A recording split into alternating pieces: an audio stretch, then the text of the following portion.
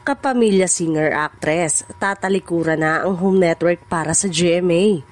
May malaking paglipat na naman bang magaganap sa showbiz industry?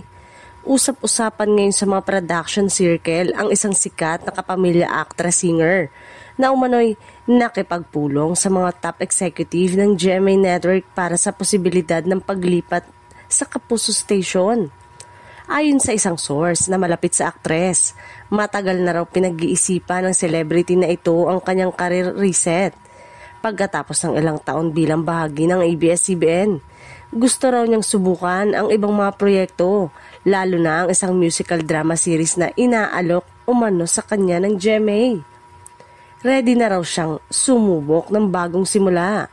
She wants to explore roles that highlights her singing and acting, hindi lang supporting, kundi lead na talaga, ayon sa source.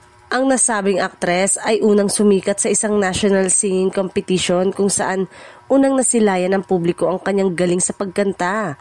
Mula noon, naging regular na siya sa mga Sunday variety show at nagkaroon ng ilang teleseries ng Kapamilya Network. Ngunit nitong mga nakaraang buwan, kapansin-pansin ang kanyang pananahimik sa social media pagdating sa mga kapamilya promo. At ilang fans ang nakapansin na wala na siya sa mga recent network event. Kung totoo ang mga bulong-bulungan, eto na marahil ang pinakamainit na network transfer bago matapos ang 2025. Wala pang opisyal na pahayag mula sa kampo ng aktres, ngunit ilang insiders ang nagsasabing malapit nang maglabas ng official announcement mula sa GMA.